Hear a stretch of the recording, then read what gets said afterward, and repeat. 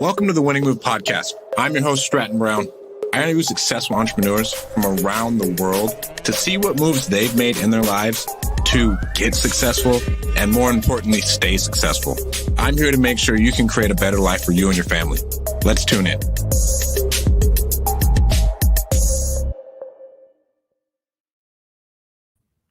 Welcome to the Winning Move podcast. Thank you guys so much for tuning in again, man. This week's episode is a little bit different. It's the start of the new year, right? You're setting all your goals.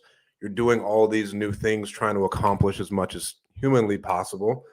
And this is the first year I've been called out on my goals for them being too big. Several different reasons. And I'm going to go into a couple other things today, like talking about your identity and then whatever preoccupies your mind. But the biggest thing I want to talk about is goals. And so today, I think it was on like the day of New Year's, I got called out by one of my mentors. I was like, hey, okay, I want to make $5 million. Here's exactly going to do it. Do it with this, and this. And he told me three different things. Number one, he said, your cadence is nowhere near where it needs to be to make $5 million. Number two, you are not spending enough money on marketing to even. You're like, bro, you're going to tap out your brand like that. And then what are you going to do? You're not going to be able to sell anything because you're not like spending enough money to grow your brand.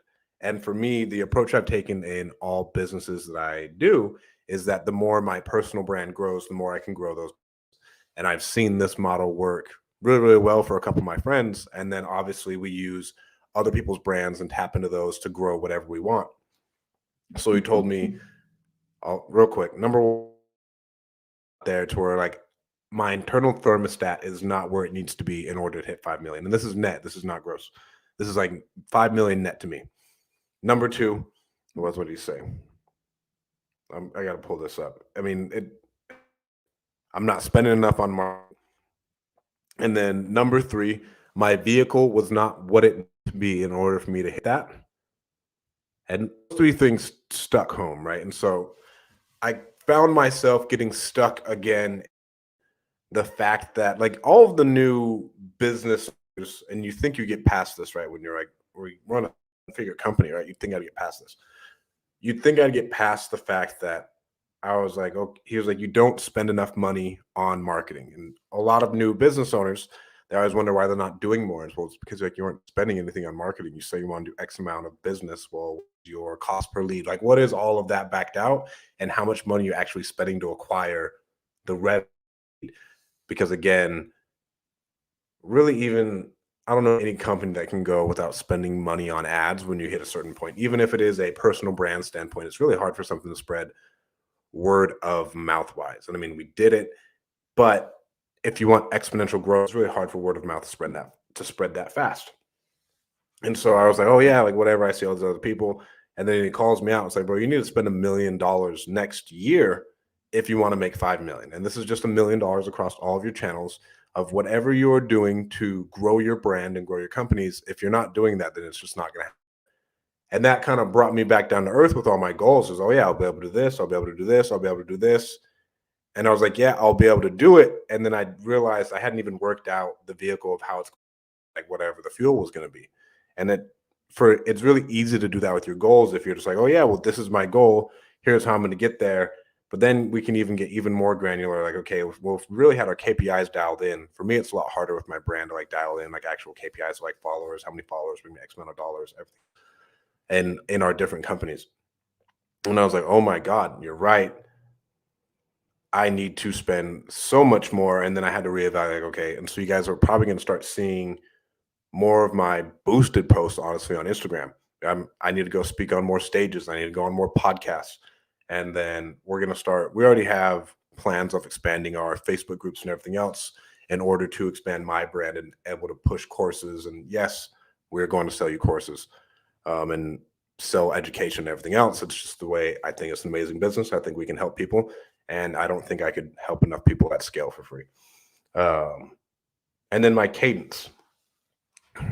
My cadence is something that is really, really, I've been thinking about this for a while. I was like, bro, your cadence, he's like, you're just not moving fast enough. You're not thinking good enough. And you haven't, and it wasn't coming from a point of shutting me off of whatever my goals were. It's like, but bro, it's like to make the jump of where you're at right now in order to get to 5 million. He's like, bro, you'd be setting fucking records. Like it'd be astronomical if you could accomplish that with whatever you are spending in advertising right now.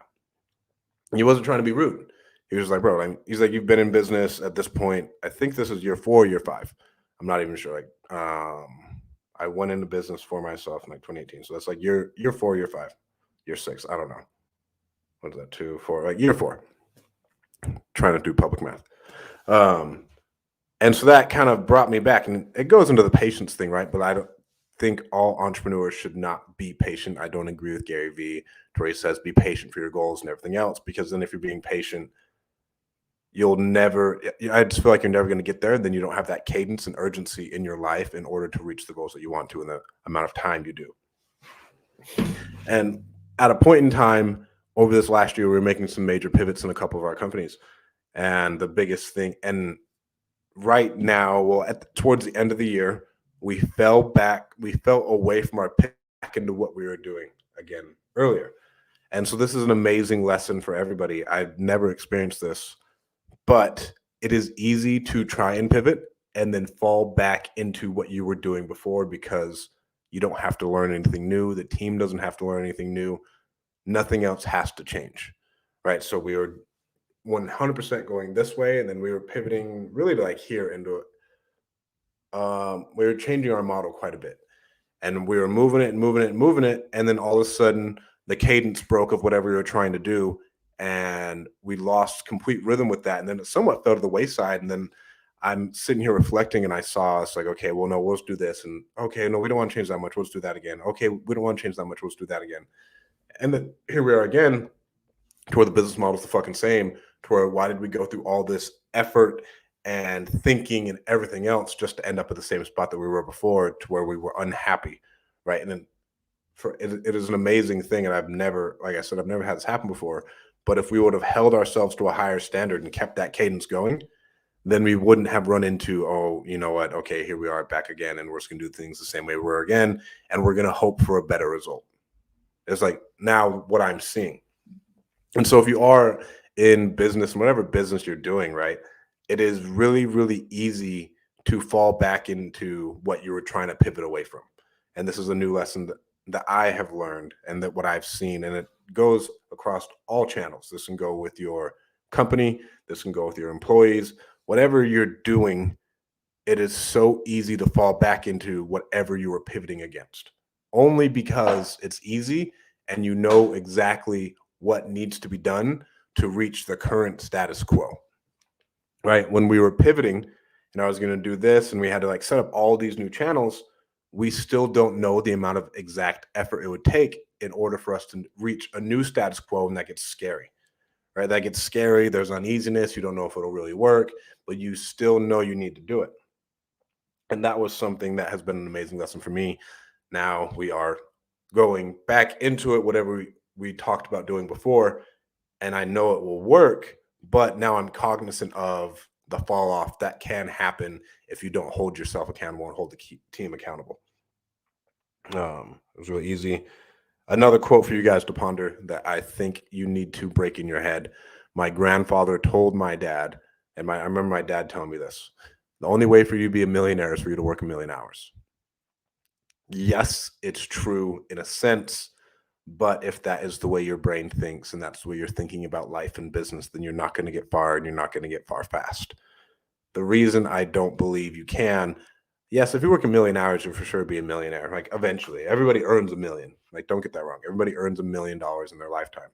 But I need how I can leverage the least amount of hours to get the optimal result, right? So how can I hire more, spend more, and do less? Like work less, make more, in order to hit my $1,000,000 mark, right? I mean, because we brought in $1,000,000 into our bank account last year in one of our companies, but did we work 1,000,000 hours cumulatively? No. So think about that as you're trying to scale up and everything else. I see a lot of people trying to do a lot of stuff on their own instead of, okay, just hire this key position, make them temporary, have it be project-based work, don't create any overhead for yourself, and then go from there. But think about that one. And then I listened to a podcast with Russell Brunson the other day. Oh, shit. I forgot to talk to my team about this. Actually, we all listened to it. A podcast the other day of your identity is whoever you think you are. And then my good friend Alan sent me a message, excuse me, not too long ago saying, you are whatever thoughts preoccupy your mind. And it goes into this whole really woo-woo thing about whatever's preoccupying your mind's identity you're creating for yourself. And then we can talk about, for me, this goes into athletics, business, parenting, right? And a good example Russell Brunson uses is I can tell myself I am a athlete, or I can tell myself I'm a world-class athlete who wins Super Bowls. You start to act differently based on the second one, right? Because if you start to think of yourself as a world-class athlete who wins Super Bowls, then you start to act accordingly as if you are the athlete who wins Super Bowls and you're world-class. And the way we talk to ourselves can be pretty amazing. And I'm telling you guys is as you get in this entrepreneurship game, so much shit goes wrong. But the number one thing you got to do is like, remember, how am I talking to myself throughout my day? Because it's really easy to get down on yourself, really, because you're going to get punched in the face all day. To where I was listening to DM's podcast. He's like, bro, don't even about the bad shit because the bad shit's always happening. Like, yeah, nobody acknowledge that bad shit happens, but there's so much shit going on when you get to a certain level. Fuck it, bro. Keep on moving. So how am I talking to myself as, let's use this as an example. I'm a world-class entrepreneur who is worth $1 billion. So now I think of myself accordingly to where, oh yeah, well, this thing went wrong. Well, I would think this. Well, New Strat, who's a billionaire entrepreneur, would be, yeah, it's just a little blip, it's a little hiccup. Always, let's just fix it and keep on pushing. Right? To where if you can just think slightly differently, you'll be able to handle a significant amount of problem better. Right? And I've in the last year, as I've tried to switch up my own, mental mindset and who I think of myself as. Okay, so now I'm Stratton Brown, the entrepreneur, not Stratton Brown, the wholesaler. All right, now I'm Stratton Brown, the 7-figure entrepreneur and leader, and all these other things. And so now whenever a new problem comes across me, I approach it in a different way. If you keep telling yourself you're one thing, you will approach everything that comes to you as that one thing. But okay, now I'm Stratton Brown, the investor, business owner, whatever, right? Now, whenever a problem comes across, I think of myself more as the business owner and investor instead of I'm Stratton Brown, the wholesaler.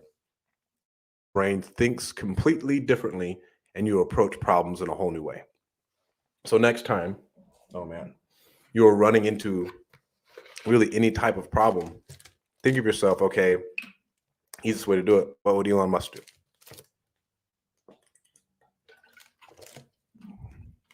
What would X do? And then think of yourself as X person.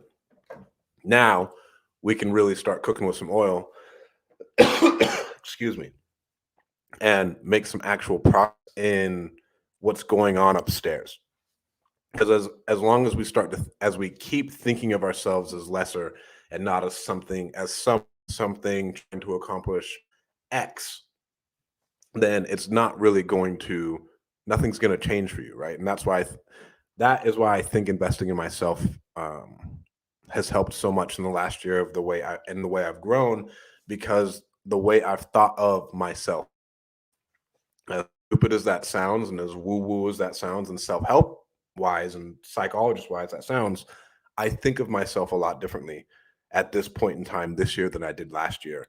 Over the amount of growth I've gone through, I have started to think of myself in a completely different light, as far as like, no, like you're an entrepreneur, you run the company, you're the head of the company, you need to make decisions like X, instead of thinking of myself as one thing the entire time. Because if I would have thought of myself the same way at this time last year, we'd probably be a lot further along. Like I would have been able to take us a lot further. And this goes into what I talked about earlier. My cadence changes myself a lot differently. I would love to know your thoughts on this. Oh man. And what you guys have gone through with this. in your own lives, because I think this is a very, very powerful concept. And a couple books you can read on this are Psycho-Cybernetics by, I believe, Maxwell Waltz, Becoming Supernatural by Joe Dispenza. And I think those are the two best ones. And then even Think and Grow Rich by Napoleon Hill, because it all goes into the mindset of the way we approach things and the way we handle things. That's all I got, man. Quick, short, sweet, 15-minute episode. We do have the Winning Mastermind coming up on January 28th and 29th. If you guys are interested, send me a DM.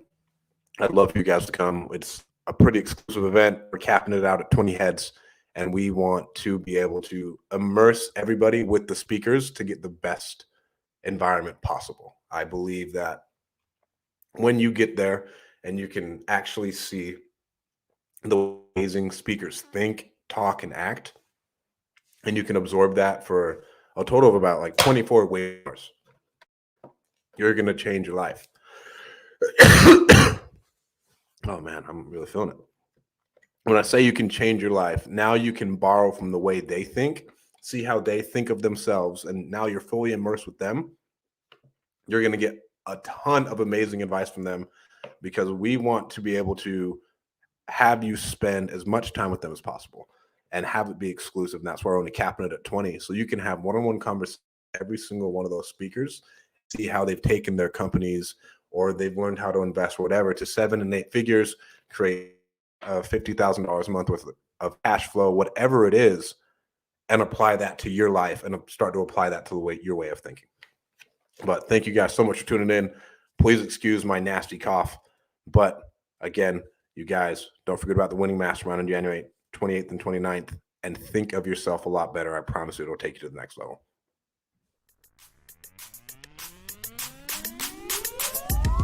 Thank you so much for tuning into this episode of the Winning Move Podcast. I hope it helps you make all the right moves in your life and business. Please make sure to go like and subscribe on any podcast platform that you're listening to, and make sure to go follow me on Instagram at StratDaddy. Thank you guys so much.